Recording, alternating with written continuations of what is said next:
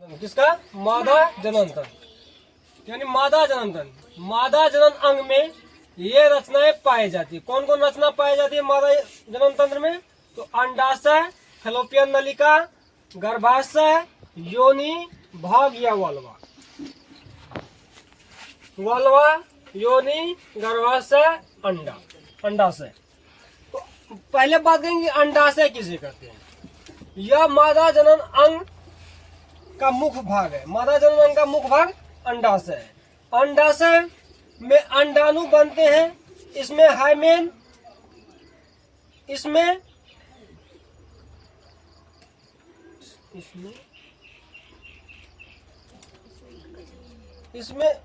इसलिए यह गति नहीं कर सकते हैं। एस्ट्रोजन मादा लिंग हार्मोन। एस्ट्रोजन क्या है? मादा लिंग हार्मोन है। की वजह से स्त्री के शरीर में सभी प्रकार के परिवर्तन होते हैं। मादा में 2 अंडाशय होते हैं। मादा में कितने? 2 अंडाशय होते हैं, परंतु दोनों में एक साथ अंडाणु नहीं बनते हैं। जैसे मादा में 2 अंडाशय होते हैं, एक यहाँ पे और दूसरा यहाँ पे। तो जब एक पीरियड में इस साइड से अंडाणु निषेचित होता है, यानी यहाँ से जब निकलता है, तो दूसरा पीरियड में ये बंद होता है और यहाँ से निकलता है। तो यानी 2 अंडाशय दोनों एक साथ नहीं, बल्कि एक बार ये और दूसरा बार में वो निकलता है। अंडाशय, प्रत्येक स्त्री में एक जोड़ा अंडाशय होते हैं। कितने? एक जोड़ा अंडाशय होते हैं। अंडाशय उदर गुहा के नीचे होते हैं। अंडाशय उदर गुहा के नीचे स्थित होते हैं। निचले भाग में स्थित शरीर गुहा पतली यानी पेरिटोनियम की झिल्ली के उदर गुहा की पृष्ठीय दीवार से जुड़ी होती है। यानी पेरिटोनिया की झिल्ली के उदर गुहा की पृष्ठीय दीवार से जुड़ी होती है। प्रत्येक अंडाशय संयोजी ऊतक के एक आवरण ट्यूनिका एल्बुजिनिया से ढका होता है। किससे? ट्यूनिका एल्बुजिनिया से ढका। फैलोपियन नलिका, किसका? फैलोपियन नलिका। यानी ये शरीर, ये एक जोड़ी चौड़ी, एक इस साइड एक इस साइड, एक जोड़ी चौड़ी नलिका होती है जो अंडाशय के ऊपरी भाग में, यानी अंडाशय यहाँ तो यहाँ के ऊपर वाला भाग में, ऊपरी भाग में से शुरू होकर नीचे की ओर जाती है।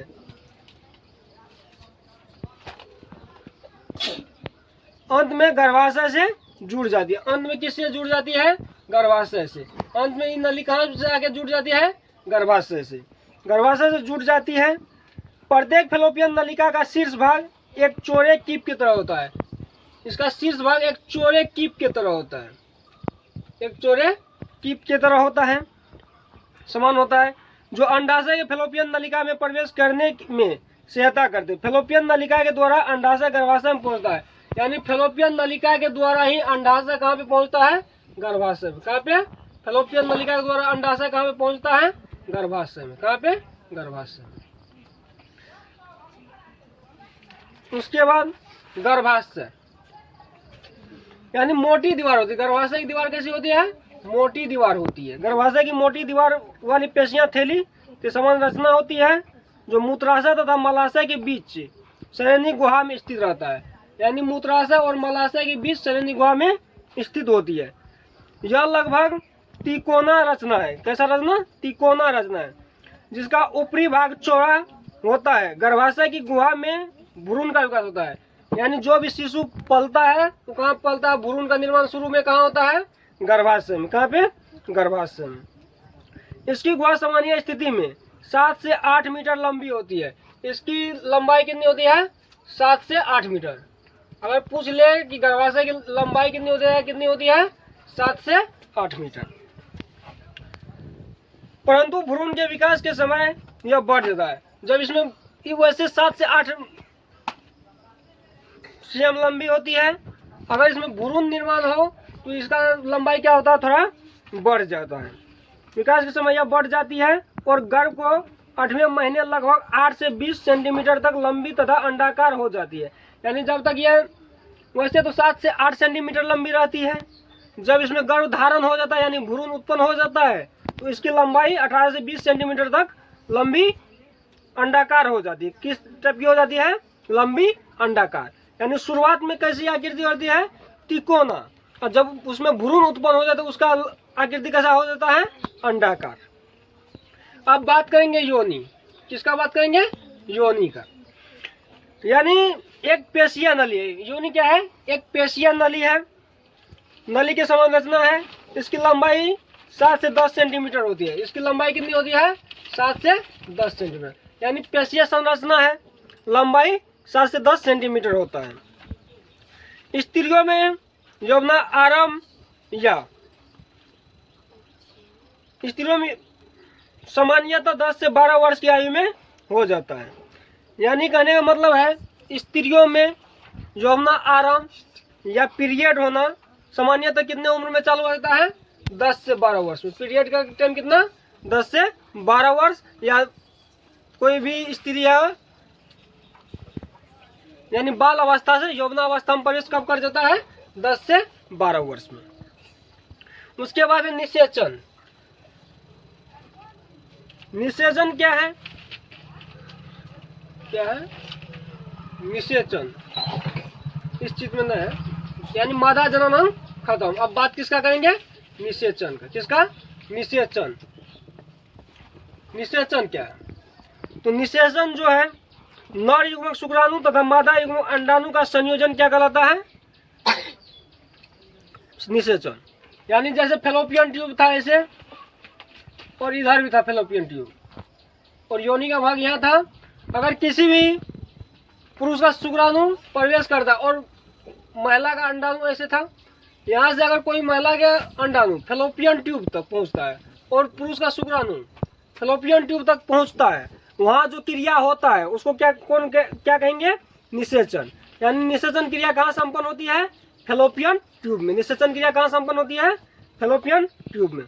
उसके बाद है मासिक धर्म या रजोधर्म। मासिक धर्म या रजोधर्म या मासिक स्त्रव, इसको 3 नाम से बोलते हैं, मासिक धर्म या रजोधर्म या मासिक स्त्रव। किसे कहते हैं, आंतरिक जनन अंगों की कुछ क्रिया होती है जिसे मासिक चक्र अथवा मासिक धर्म या रजोधर्म या मासिक स्त्रव कहते हैं।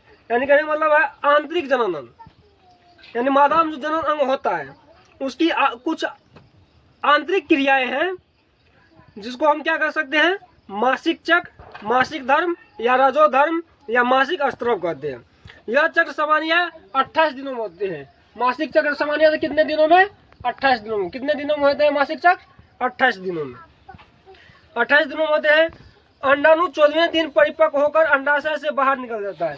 यानी यहाँ जो अंडाणु था ये कितने दिन के बाद बाहर निकल जाता है, परिपक्व होकर 14 दिन के बाद। कितने दिन के बाद, 14 दिन के बाद परिपक्व होकर अंडाशय से क्या होता है, बाहर निकल जाता है।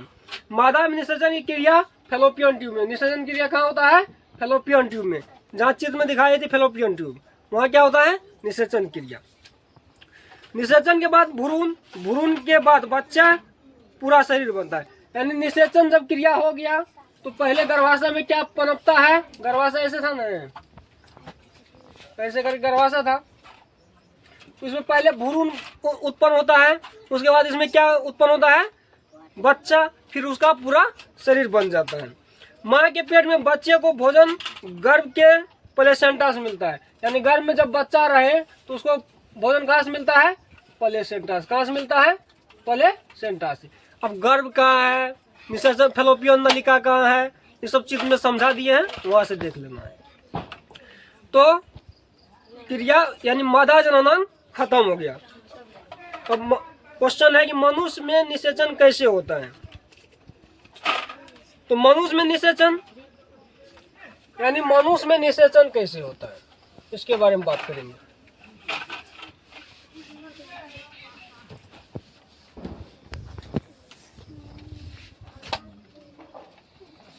मनुष्य में निषेचन कैसे होता है,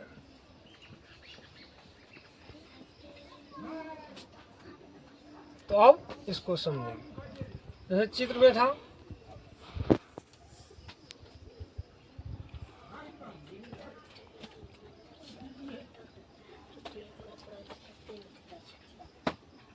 इसने था ना, जो भी हो चित्र अपना बढ़िया से देख लेना है।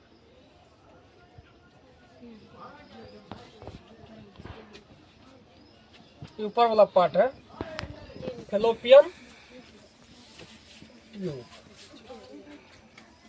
यहाँ भी वही होता है एफ फैलोपियन ट्यूब। अब बात करेंगे मनुष्य में निषेचन कैसे होता है। तो नर के शुक्राणु और मादा के अंडाणु आपस में मिलते हैं, उसको क्या कहेंगे, निषेचन क्रिया। यानी संभोग करने के बाद पुरुष का शुक्राणु और मादा का अंडाणु अगर फैलोपियन नलिका में मिल जाए तो उसको कौन सी क्रिया कहेंगे, निषेचन कहेंगे। जब एक शुक्राणु एक ही अंडाणु से मिलकर दो भागों में विभाजित हो जाता है, यानी एक शुक्राणु एक ही अंडाणु से मिलकर दो भागों में विभाजित हो जाता है, या एक शुक्राणु दो अंडाणु से मिलकर अलग अलग युग्मनज बनाते हैं, तो ऐसी स्थिति में जुड़वा संतान पैदा होती है। जुड़वा संतान कैसे पैदा होता समझ गई न समझ में यार, सुन ध्यान से। जब एक शुक्राणु एक ही अंडाणु से मिले, यानी पुरुष का एक बार में कई शुक्राणु कहीं संकलित होता है, तो उसमें टकरा के बहुत कम सा बचता है। जैसे अगर एक अंडाणु महिला का और एक शुक्राणु किसका जाएगा, पुरुष का, तो बच्चा कितना पैदा होगा, एक। अगर वहीं एक से अधिक शुक्राणु बच गया तो बच्चा कैसा पैदा होगा, जुड़वा। बच्चा कैसा पैदा होगा, जुड़वा, यानी दो गो मंगू चंगू होगा। कै गो, दो। यानी एक से अधिक शुक्राणु अंडाणु बचने पर कितना शिशु जन्म लेगा, दो चंगू और मंगू एक के साथ। उसके बाद समझ गए जुड़वा कैसे होता है।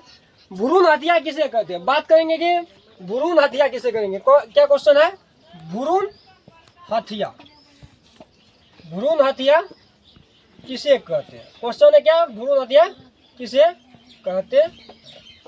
तो भ्रूण हत्या के बारे में जब बात करेंगे तो भ्रूण हत्या किसी माँ के पेट में ही, माँ के जब गर्भ में शिशु पल रहा है, यहाँ से ऐसे रहता है, नहीं ऐसे, माँ के गर्भ में अगर शिशु पल रहा है और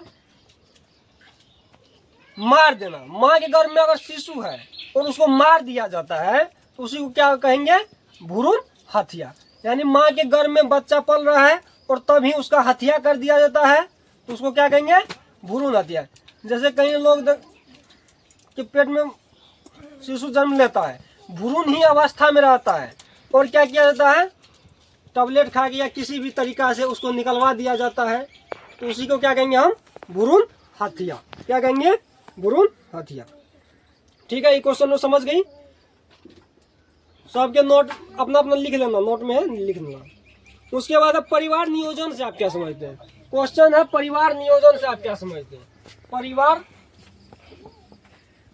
नियोजन, परिवार नियोजन से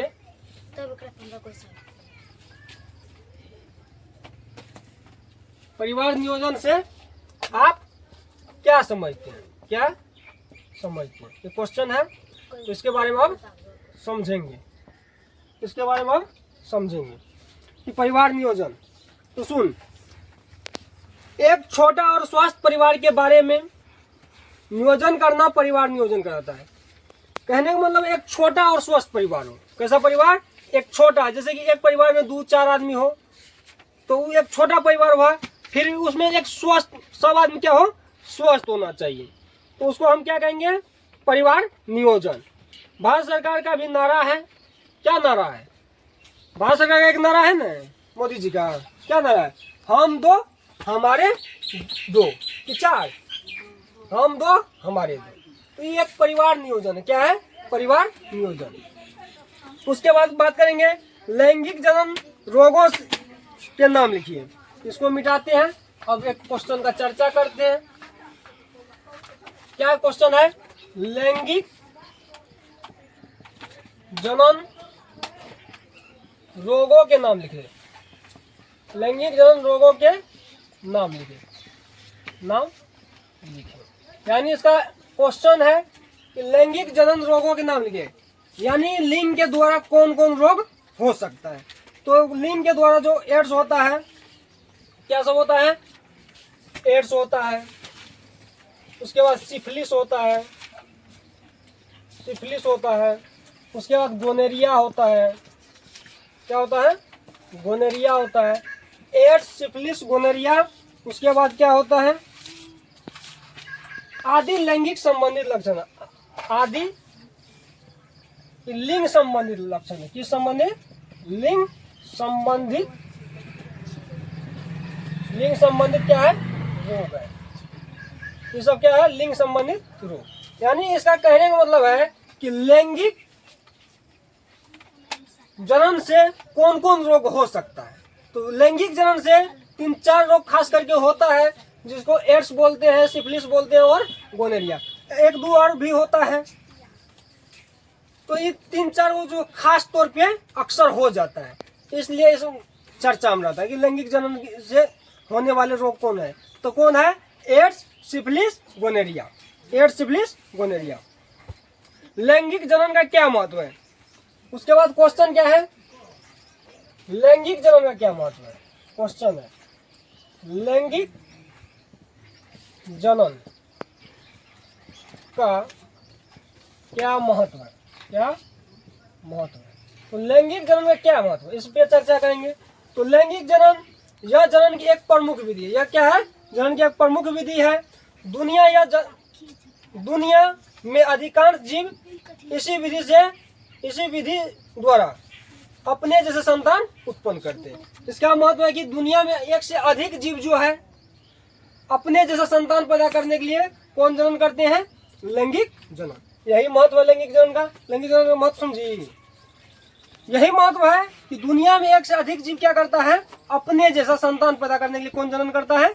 लैंगिक जनन। यही महत्व है। उसके बाद है स्वपरागन और परपरागन।